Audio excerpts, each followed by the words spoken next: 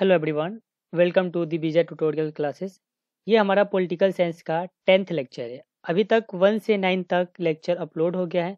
जो भी बच्चे इन्हें नहीं देखे हैं वो जाकर आप डिस्क्रिप्शन में लिंक रहेगा, उसके हेल्प से आप जाके इजीली इस वीडियो को देख सकते हैं। ठीक है बच्चे, तो आप जाकर पहले इन वीडियो को देख लीजिए, उसके बाद 10th वीडियो को देखिए ताकि आपको एक सीरीज बना रहेगा, आपको समझ में काफ़ी अच्छा आएगा। ये हमारा पॉलिटिकल साइंस का MCQ सीरीज चल रहा है प्रीवियस ईयर्स का। ठीक है, और जो भी इसमें हम इम्पोर्टेंट फैक्ट लगता है वो भी आप लोगों को बताते हैं।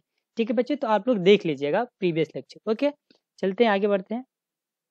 और हाँ, जो भी बच्चे अगर हमारे टेलीग्राम चैनल को ज्वाइन नहीं किए वो जाकर टेलीग्राम चैनल को ज्वाइन कर लें।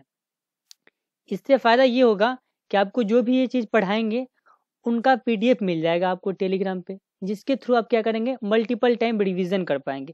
क्योंकि देखिए, अगर आपको एग्जाम में बेस्ट करना है ना तो रिवीजन करना ही पड़ेगा। बिना रिवीजन किए आप एग्जाम में अच्छा स्कोर नहीं कर पाएंगे। आपको एकदम रिवीजन एक बार नहीं बार बार कीजिए।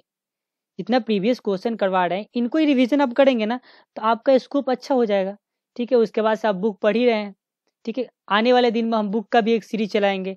ठीक है, उसमें बुक से क्वेश्चन करवाएंगे चैप्टर पढ़ाकर, उसके बाद उससे रिलेटेड MCQ है वो सारे भी कराया जाएगा। जैसे ही आपका MCQ सीरीज खत्म होगा उसके बाद वो सारा इनिशिएटिव लाया जाएगा आप लोगों के लिए। ठीक है बच्चे, चलिए आगे बढ़ते हैं आज के अपने पहले क्वेश्चन की ओर। ओके, आज का हमारा पहला क्वेश्चन है, how many seat are there in Rajya Sabha. ठीक है, राज्यसभा में कितने सीट होते हैं। ठीक है, चलिए थोड़ा राज्यसभा के बारे में जान जानते हैं। राज्यसभा को देखिए, ये पार्लियामेंट का अंग कौन कौन सा है, ये क्वेश्चन आ चुका है आपके एग्जाम में, ये यूपी में आया हुआ है। ठीक है, पार्लियामेंट का अंग कौन कौन सा है, तो आपका राज्यसभा, लोकसभा एंड प्रेसिडेंट। ठीक है, राज्यसभा, लोकसभा और राष्ट्रपति है पार्लियामेंट का, ये 3 अंग है। तो देखिए, राज्यसभा को किस नाम से पुकारते हैं, अपर हाउस को। राज्यसभा को हम अपर हाउस से बुलाते हैं और लोकसभा को लोअर हाउस से। ठीक है बच्चे, चलिए तो यहाँ एक और चीज, राज्य अपर हाउस यानी राज्यसभा में मैक्सिमम सीट कितना होता है, 250 आपको बताए हैं, और लोकसभा में मैक्सिमम सीट 550। ठीक है, और राज्यसभा में सीट पर कितने, जैसे देखिए यहाँ दिया है ना कि how many seat are there in the Rajya Sabha, तो मैक्सिमम सीट अगर पूछा होता तो आप क्या करते, 250 सही करते। टोटल ऐसे सीट कितना होता है, 245, तो आंसर नंबर क्या हो जाएगा आपका, 20 सही हो जाएगा। ठीक है बच्चे, और देखिए यहाँ 233 दिया है ना, 233 क्या होते हैं, इलेक्टेड होते हैं। इलेक्टेड का मतलब हुआ ना, आप जिन्हें चुन के भेजते हैं वो होते हैं इलेक्टेड। तो इसमें 233 कितने होते हैं, इलेक्टेड होते हैं, और 12 क्या होते हैं, नॉमिनेटेड। नॉमिनेटेड का मतलब उन्हें राष्ट्रपति क्या करते हैं, चुनते हैं डायरेक्ट। समझ गए, ये जो 12 लोग हैं ये किससे आते हैं, जैसे आर्ट्स हो गया, लिटरेचर हो गया, साइंस हो गया, स्पोर्ट्स हो गया, इनसे आते हैं। आप सुने होंगे कभी कि हमारे राज्यसभा के भी मेंबर रह चुके हैं सचिन तेंदुलकर। ठीक है, तो ये हो गए आपके राज्यसभा से रिलेटेड क्वेश्चन, समझ गया। और लोकसभा में कितने सीट होते हैं, 545, इसमें से 2 एंग्लो इंडियन होते हैं और 543 पर इलेक्शन कराया जाता है। अब देखिए ये 2 फोटो जो लगा हुआ है ये हमारे क्या है, अगर आपसे पूछा जाएगा राज्यसभा का चेयरमैन कौन है, तो राज्यसभा का चेयरमैन कौन है, आपके वेंकैया नायडू। ठीक है, और देखिए जो राज्यसभा के चेयरमैन होते हैं ना वो हमारे क्या होते हैं, उपराष्ट्रपति। उपराष्ट्रपति यानी वाइस प्रेसिडेंट। अगर आपसे कोई पूछे वाइस प्रेसिडेंट अभी कौन है, तो वेंकैया नायडू, यहाँ फोटो लगा दिया गया, देख लीजिए आप। अगर आपसे कोई पूछे कि हमारे राज्यसभा के चेयरमैन कौन है, तो वेंकैया नायडू। जो आपके राष्ट्रपति होते हैं, उपराष्ट्रपति होते हैं, वही राज्यसभा का चेयरमैन होते हैं। यही राज्यसभा का जितने भी राज्यसभा में डिबेट वगैरह डिस्कशन होता है वो इनके द्वारा देखा जाता है। देखिए इनका हाथ का, ये हाथ है ना, इनका साइन बता रहा है कि भाई शांत हो जाइए, शांत हो जाइए। क्योंकि आप जब न्यूज़ देखेंगे ना, राज्यसभा, अभी तो संसद टीवी आ गया, पहले राज्यसभा लोकसभा टीवी था, तो वहाँ आप जब देखेंगे ना न्यूज इनका, तो इतना हल्ला करता है लोग, MP लोग, कोई बिल पास करने के लिए बहुत हल्ला होता है। तो वहाँ ये लोग करते हैं शांत हो जाओ, शांत हो जाओ। मतलब जो भी अगर डिस्कशन वगैरह होता है इनके रिगार्डिंग किया जाता है। ठीक है, अब देखिए ये जो है इनको कहा जाता है डिप्टी चेयरमैन। क्या है, डिप्टी चेयरमैन, लिख दे रहे हैं यहाँ पे, डिप्टी चेयरमैन। अगर आपसे कोई पूछे डिप्टी चेयरमैन कौन है, तो हरिवंश नारायण। कौन है, हरिवंश नारायण, हरिवंश नारायण। ठीक है, हरिवंश नारायण सिंह। अब देखिए ये भी देखिए हल्ला हो रहा है ना, तो बोला शांत हो जाओ, आपका भी बात सुना जाएगा भाई, बारी-बारी से सबका बात सुना जाएगा। तो मतलब काफ़ी इंटरेस्टिंग होता है, कभी टाइम मिलेगा तो आप लोग देखिएगा। ठीक है, तो ये हो गया आपके राज्यसभा से जुड़ी क्वेश्चन। इतने सारे इसको आप नोट कर लीजिएगा, आपके एग्जाम में इस टाइप से क्वेश्चन आते हैं। ठीक है बच्चे? अच्छा बच्चे एक बात बताइएगा, अगर आप लोगों को ये जैसे इमेज लगा के पढ़ाते हैं हम, तो अच्छा लगता है ना आप लोगों को? एक बार कमेंट करके बताइएगा कैसा लगता है आप लोगों को? तो फिर हम जितने भी लेक्चर आएँगे ना, उसमें कोशिश करेंगे अगर जितना पॉसिबल हो इमेज लगा के पढ़ाना, वैसे पढ़ाएँगे। इससे पढ़ाने से ये फ़ायदा होता है ना कि आप लोगों को काफ़ी चीज़ें ना एकदम इमेज देख के ना याद हो जाती है। तो हम चाहते हैं कि काफ़ी अच्छे तरीके से अपना बेस्ट देकर आप लोगों को याद करवाएँ, ताकि आपको याद रहे। याद रहेगा तभी तो आप अच्छा स्कोर कर पाएँगे। ठीक है, चलिए आगे बढ़ते हैं नेक्स्ट क्वेश्चन की ओर। आज का हमारा नेक्स्ट क्वेश्चन है, which of the following is not a fundamental right? Fundamental right इनमें से कौन-सा नहीं है? तो देखिए आपको फंडामेंटल राइट पहले कितना होता था? 7, अब कितना हो गया है? 6। ठीक है? देखिए ये उत्तर प्रदेश में आया हुआ है। तो 6 हो गया, तो 6 का नाम क्या है बताइए? जैसे आपको बताया था ना, right to equality, right to freedom, right against exploitations, right to freedom of religions, cultural and educational right and right to constitutional remedy. और एक पहले हुआ था राइट टू प्रॉपर्टी, उनको डिलीट कर दिया गया है, समझ गए? इसमें से कौन सा नहीं होगा? देखिए राइट अगेंस्ट एक्सप्लॉयटेशन है, right to freedom of religion है, राइट टू इक्वलिटी है, राइट टू प्रॉपर्टी नहीं है। पहले ये हुआ करता था, ठीक है बच्चे? तो आपका ऑप्शन नंबर बी हो जाएगा सही। पहले राइट टू प्रॉपर्टी होता था, अब इनको डिलीट कर दिया गया है। तो डिलीट कब किया गया है? 44th अमेंडमेंट के थ्रू 1978 में। अगर पूछा जाए कि राइट टू प्रॉपर्टी को किस आर्टिकल में आता है, तो आपका 300 ए आर्टिकल में आता है। और किस पार्ट में आता है? तो पार्ट 2 में आता है। अब इसे राइट टू प्रॉपर्टी को लीगल राइट कहा गया है, समझ गए? चलिए, अब आपसे कोई पूछ सकता है ये भी कि फंडामेंटल राइट किस पार्ट में आता है? तो पार्ट 3 में आता है। ठीक है बच्चे, याद रखिएगा आप लोग। हो गया इससे जुड़े क्वेश्चन, आगे बढ़ते हैं। चलिए, which is the 29th state of India? 29th state of India, हमारा यहाँ देखिए भारत का 29वां राज्य कौन सा है? जो अभी कुछ ही साल पहले 29वां राज्य बना है हमारा, ठीक है, वो कौन सा है? पूर्वांचल, उत्तरांचल, झारखंड? नहीं, तेलंगाना बना है। ठीक है, समझ गए बच्चे? तेलंगाना कब बना था आपसे कोई ये भी पूछ सकता है। तो तेलंगाना आपका बना हुआ था 2008 में। अगर मान लीजिए कभी क्वेश्चन अगर आ जाए कि तेलंगाना जो स्टेट बना था वो कब बना, ठीक है, तो ये 2008 में बना था, याद रखिएगा। सॉरी, 2018 में बना था। ये भी आपसे क्वेश्चन पूछा जा सकता है कि तेलंगाना के सीएम कौन है? तेलंगाना के अगर सीएम कौन है आपसे कोई पूछेगा तो आप क्या बताएंगे? तेलंगाना के सीएम श्री चंद्रशेखर राव। ठीक है, और तेलंगाना का कहाँ है राजधानी आपका? हैदराबाद। अच्छा, एक और राजधानी है आंध्र प्रदेश। आंध्र प्रदेश की राजधानी कहाँ है? हैदराबाद। आंध्र प्रदेश का भी राजधानी हैदराबाद और तेलंगाना का भी राजधानी हैदराबाद। समझ गए बच्चे? तो आपसे कोई पूछेगा कि कौन सा ऐसा स्टेट है जिसका राजधानी मतलब कौन सा ऐसा राज्य है जिन दो राज्यों का राजधानी एक ही है? तो एक हैदराबाद ऐसा, हैदराबाद ही ऐसा एक हैदराबाद है, ठीक है, जिसका आंध्र प्रदेश और तेलंगाना दोनों का राजधानी हैदराबाद है। अब आपको कमेंट में बताना है कि कौन सा एक और ऐसा राज्य है जिनका राजधानी एक ही है। चलिए मैं अभी बता ही दे रहा हूँ, आप लोग होमवर्क तो करते नहीं है। जैसे पूछा जाता है चंडीगढ़ की राजधानी कहाँ है, तो आप लोग क्या बताते हैं? पंजाब का राजधानी पूछा जाता है क्या है? हरियाणा का राजधानी कहाँ है? चंडीगढ़। पंजाब का राजधानी कहाँ है?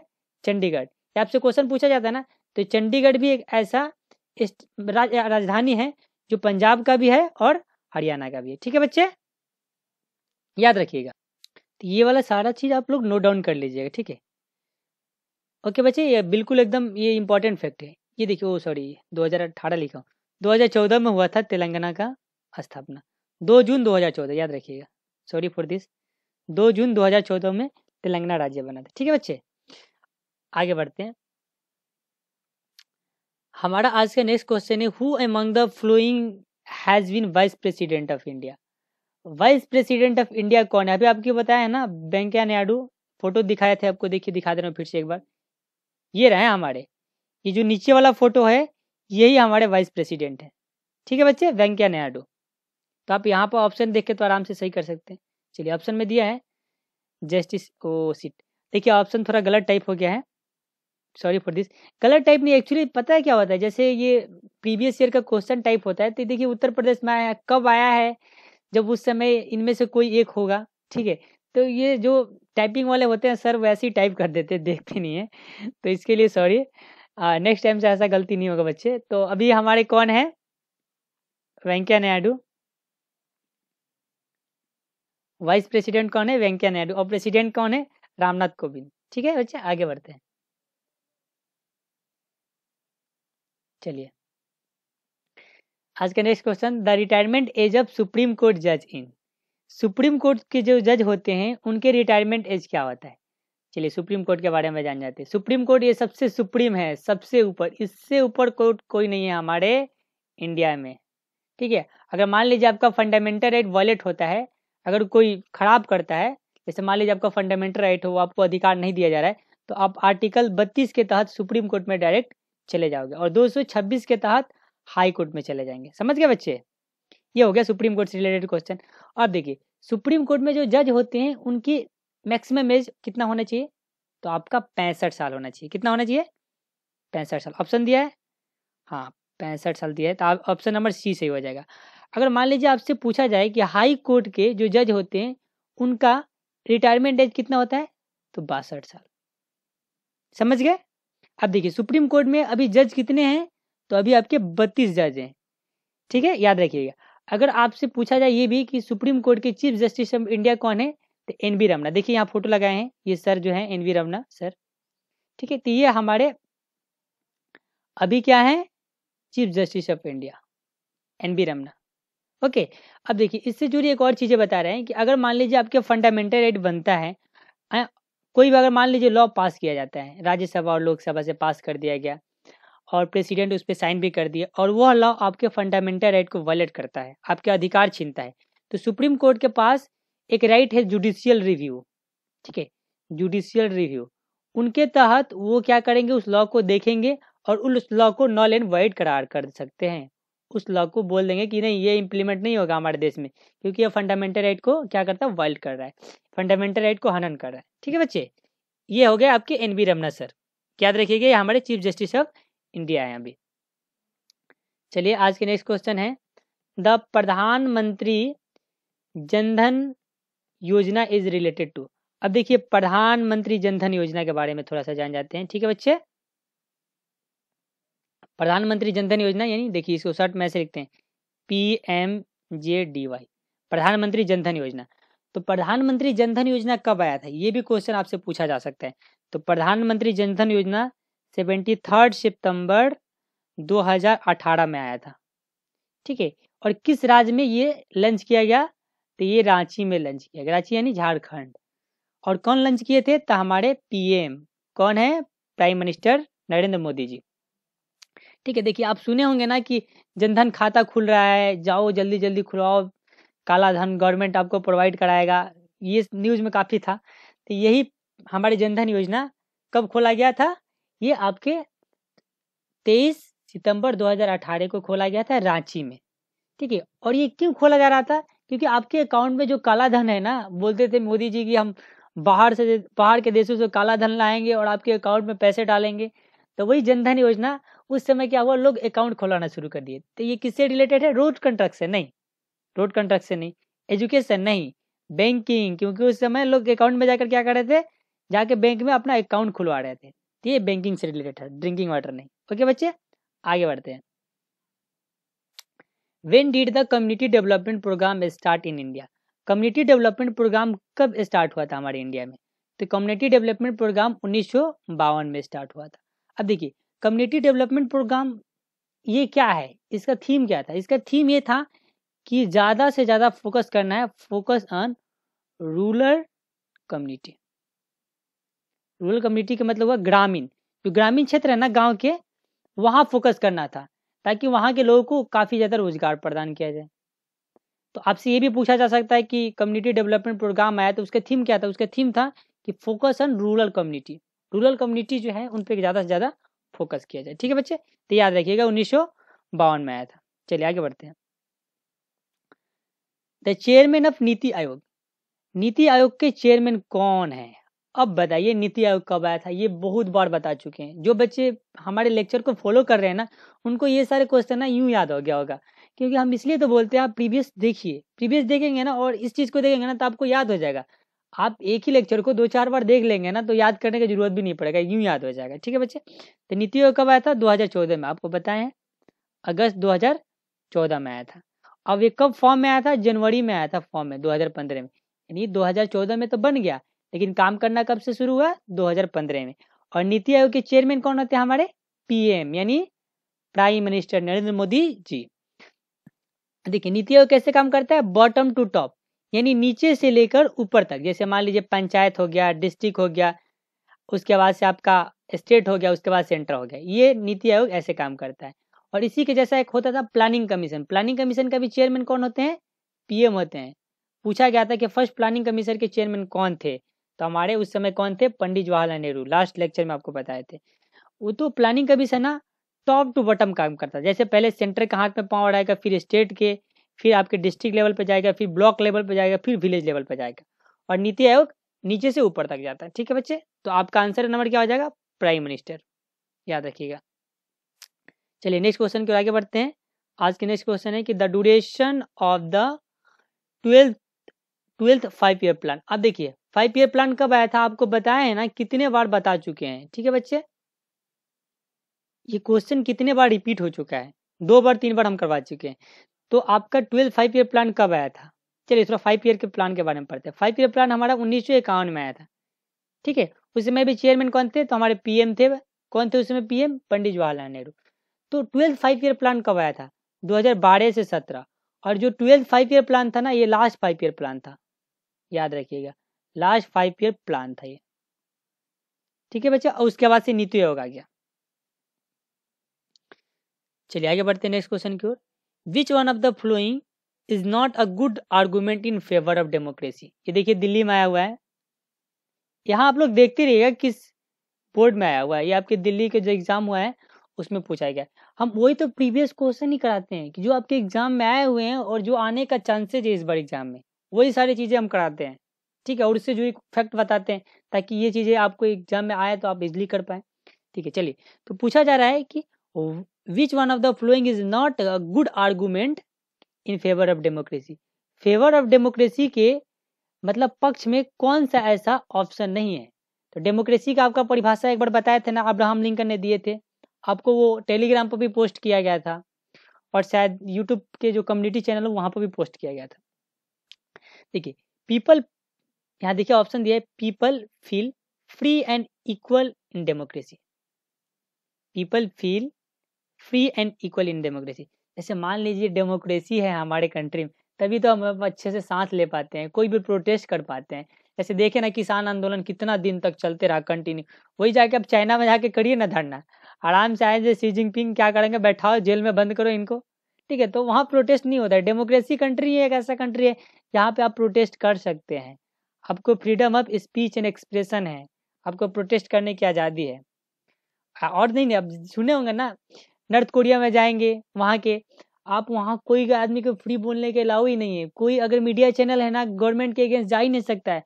और यहाँ पे तो हमारे मीडिया चैनल गवर्नमेंट के अगेंस्ट बहुत कुछ बोलती है। तो ये क्या है? डेमोक्रेसी है। इसीलिए तो आपका ऑप्शन नंबर ए फेवर में है। Democracy resolve conflict in better way देना था। हाँ, जो आपका डेमोक्रेसी है ना, आपके प्रॉब्लम को, कोई भी कन्फ्लिक्ट को अच्छे से रिजॉल्व करता है, सब किसी का ध्यान रखता है अपना प्रजा का। ये भी सही है।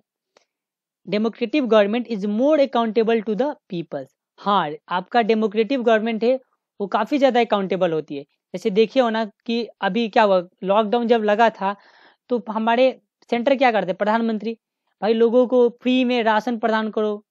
ठीक है? राशन कार्ड जिनका नहीं था उनको भी राशन मिलता था, और जिनका था उनको भी मिलता था, और फ्री ऑफ कॉस्ट मिला था। तो क्या करते थे, जो डेमोक्रेटिक गवर्नमेंट है वो अकाउंटेबल टू द पीपल होते हैं। उनका एक कर्तव्य होता है कि वो लोगों का ध्यान रखे। तो ये भी हमारा ऑप्शन सही हो जाएगा। आगे बढ़ते हैं। Democratic government are more prosperous than other. Hindi में पढ़ लेते हैं। डेमोक्रेटिक गवर्नमेंट दूसरों की तुलना में अधिक समृद्ध है। नहीं, डेमोक्रेटिक गवर्नमेंट से अच्छा कोई गवर्नमेंट है ही नहीं।